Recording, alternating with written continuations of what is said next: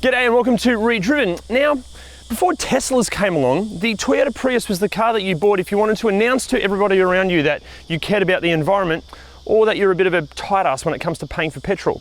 I'm just kidding, but while Teslas might be responsible for making electric cars all cool and trendy these days, it was the Prius over 20 years ago that made hybrid cars all sort of groundbreaking and cool back then. And look, yes, when these were new, they were all groundbreaking and really nice for the environment, all that sort of stuff, but now that they're used, you know, this is a pretty complex piece of machinery. What goes wrong with them? Is this thing just like buying an old used laptop? Actually, what do they like to live with every day? What do they cost to own and operate? What does actually go wrong with them? And most importantly, should you buy one? Let's find out.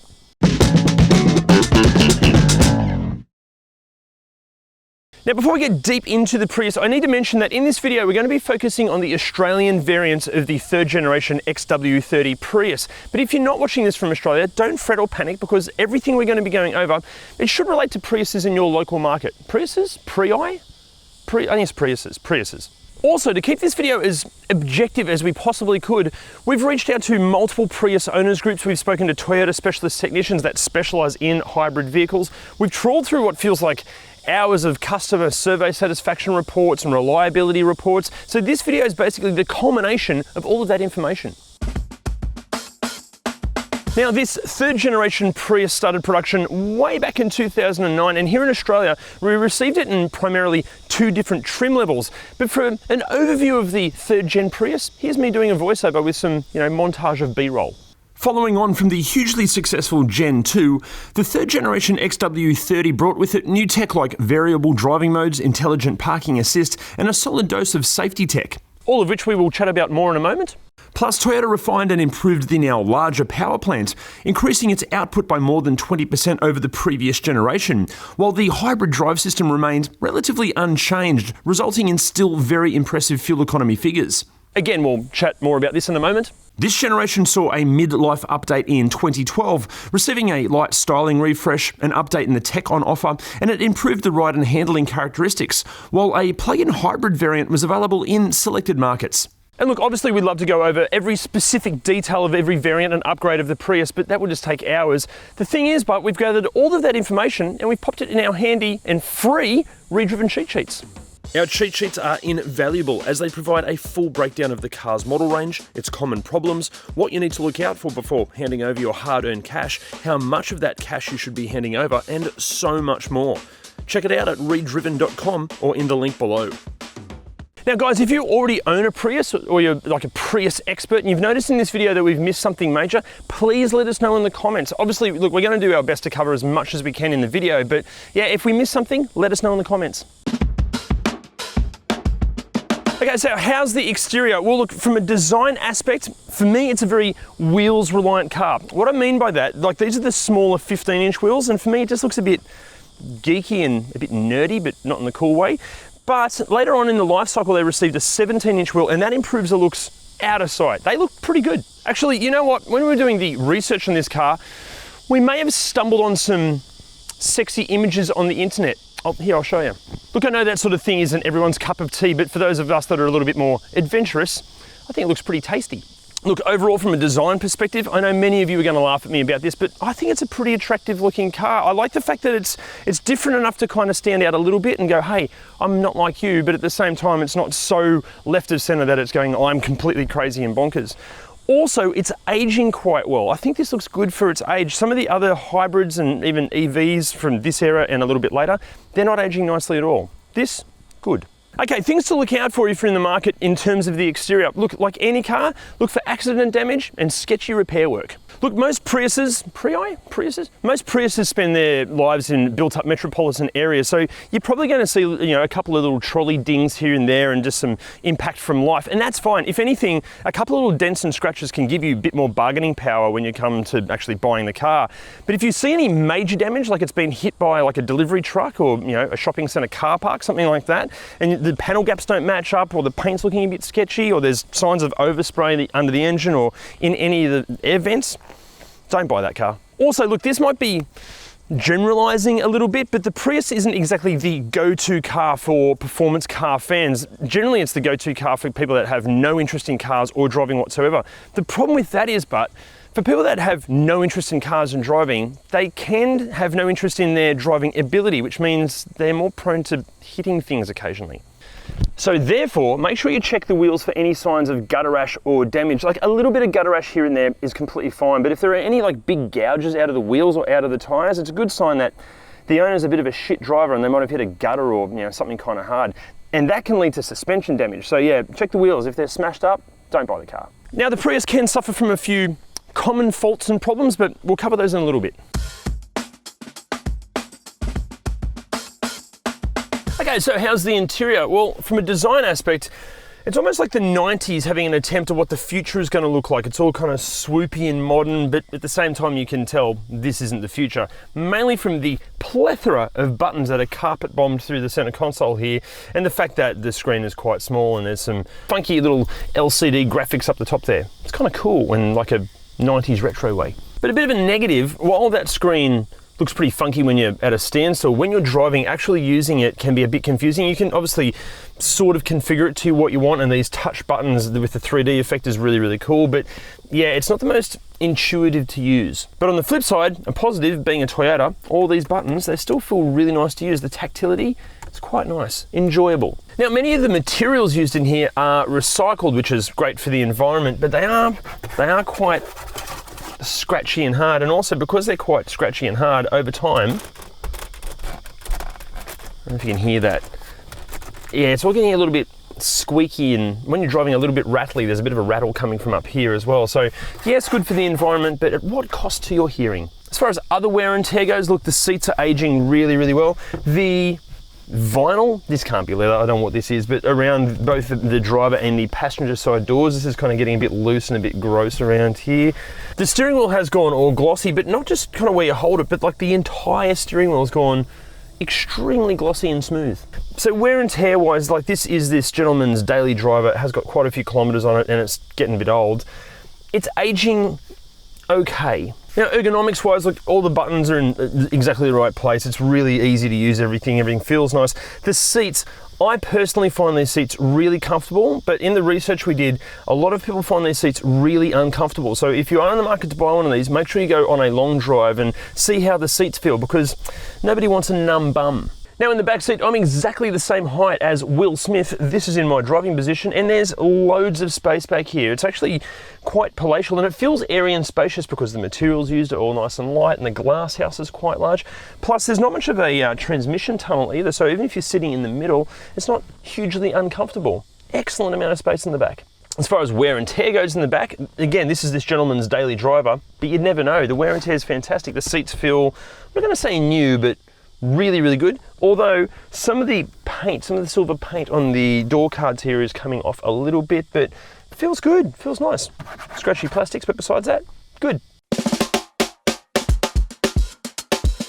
How's the tech? Well, look, the tech is going to vary enormously on if it's a pre or post facelift car, if it's a standard one, or if it's like this, the iTech. But for an overview of what tech to expect, here's me doing another voiceover.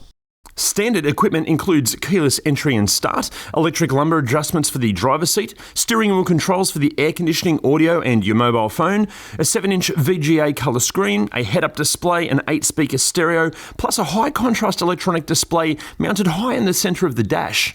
As I just said, it feels a bit old school, but yeah, it's cool. But higher spec Prius were quite ahead of their time, featuring radar cruise control, climate control that, depending on the model, may incorporate a solar panel roof that has been engineered to keep the interior cool even if the car has been in the sun all day. Plus it does this without drawing on the battery. Then there's the DVD-based satellite navigation system, which, yes, sucks now. But, depending on the year and spec, the Prius may feature digital radio, Bluetooth connectivity, LED low-beam headlights, auto headlight leveling, pop-up headlight cleaning, and a self-parking system that allows you just to sit back while the Prius reverse parks itself into tight spots for you. I should mention that the sound system in this thing is really, really good, but for a full breakdown of which Prius gets what levels of tech, just jump on ReDriven.com and check out that cheat sheet, or click on the link below in the description. So, is it practical? My God, yes it is. This boot is huge, plus these seats are 60/40 folding and they fold flat, which is fantastic. And there's even more storage under here. Brilliant. Practicality in the back seat, you have two ReDriven script holders just here and just over here as well. You've got a spot for life's filth to collect in this little pocket here, and there's an armrest here that has 2 cup holders. That's it for practicality in the back seat. And practicality up front, like the back, you've got a spot for life's filth just here. You've got a spot for a water bottle just down here. There's a perfect spot for a phone under here, and you can have a pretty bloody big phone down there as well.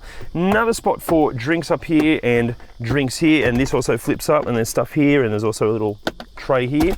Also, even though this isn't an allocated spot for a phone, the phone does sit just quite nicely there. There's an upper glove box, there's a lower glove box there, and I think that's it for practicality. There's nothing else around here. Nope, that's it.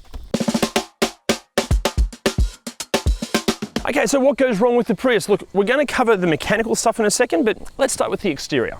So first up, there are a few sporadic reports of the paint peeling and cracking off. It tends to affect earlier model cars like 09, 010 and some 2011 cars. But yeah, go over the entire car, look at the quality of the paint, because a full respray is going to cost thousands of dollars. The headlights can be a bit shit, both in the amount of light that they put out, the fact that they get a bit milky, and the globes can heat up and burn out again. Pretty easily fixed. This whole milky effect, that can be fixed easily. Fit some LED globes and you'll get better light and they'll last longer. Also, there are a few very rare and sporadic reports that the door locking actuators are starting to fail, either not locking or just not unlocking, which is a pain in the neck. But again, super not common. Also, these license plate bulbs, they have a habit of heating up and burning out, but it's a super easy fix. Just fit some LED ones. Okay, as far as common problems inside, there are quite a few reports that the funky screen up there can fail or parts of it can glitch out, and more importantly, or probably more scarily, the fuel gauge can read inaccurately. Generally, it just needs a bit of a recalibration at the dealer, but yeah, it's annoying. Also, the infotainment screens, these can fail as well. Again, it probably just needs like a recalibration or like a software update, but maybe that's a good excuse to go and get an aftermarket system that has Apple CarPlay or Android Auto. Now guys, before we get to mechanically what can go wrong with these things, I've got to ask a bit of a favor.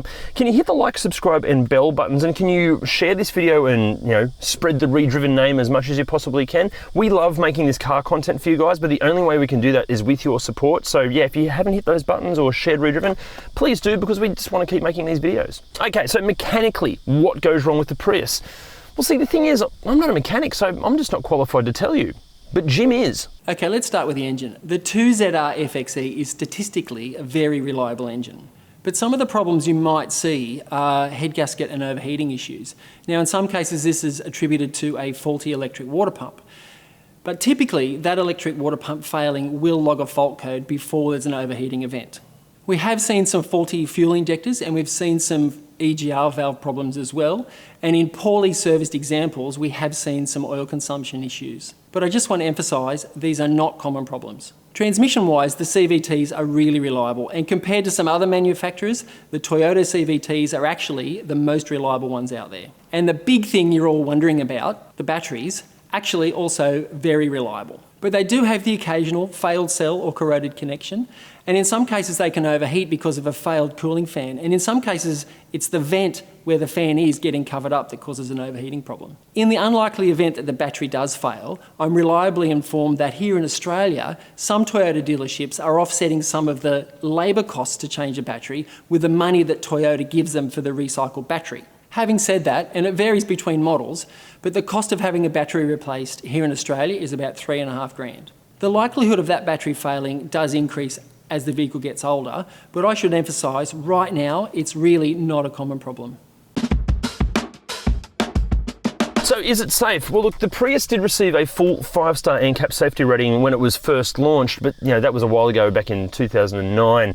But for an overview of what safety tech you can expect, here's me doing another voiceover, but this time I'm going to do it as fast as I possibly can. Standard safety equipment includes 7 airbags, active head restraints for the front seats, automatic locking retractors, stability control, ABS, traction control, brake assist, and a pre-crash system that will warn the driver of an impending accident and will, in the last resort, brake the car autonomously, as well as tensioning the seatbelts in the anticipation of a collision.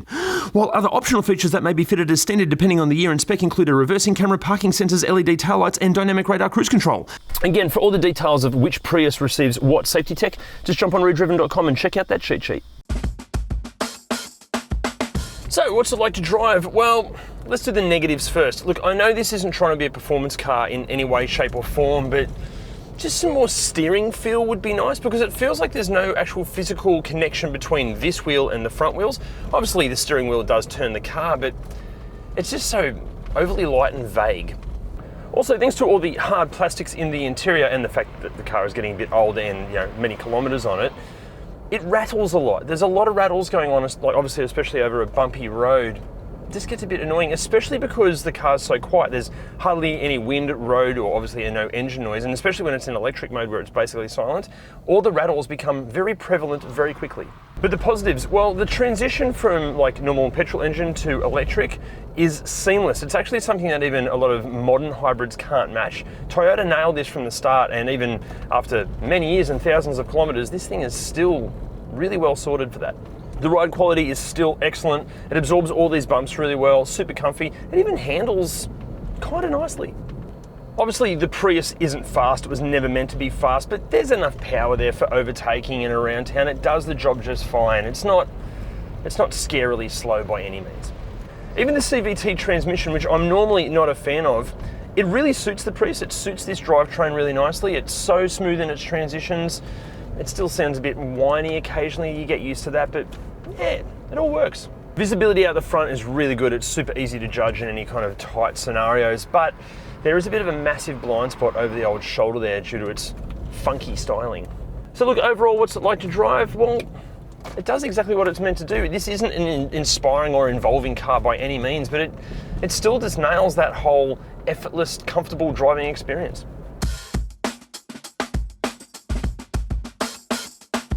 Pricing here in Australia varies enormously at the moment. At one end of the spectrum for like an older model, super high kilometre, kind of dodgy Prius, you're looking as little as $6,000. At the other end of the spectrum for a mint condition, sort of more recent one with low kilometres, as much as 35 grand. Something like this, a Prius i-Tech in really good condition with a reasonable amount of kilometres on it, around about 20,000 bucks. But here's a fun fact. The average price of this generation Prius when it was brand new in Australia was around about $48,000. And now that they're used, the average price is around about $25,000. But hybrid examples of the Camry of the same kind of era and age and generation, when brand new, averaged at around about $42,000 when new, so $6,000 less than the Prius. But now that they're on the used market, their average price is like $27,000, so $2,000 more than what the Prius costs in the used market. That's interesting. And for pricing elsewhere on this globe of ours, here's a graphic.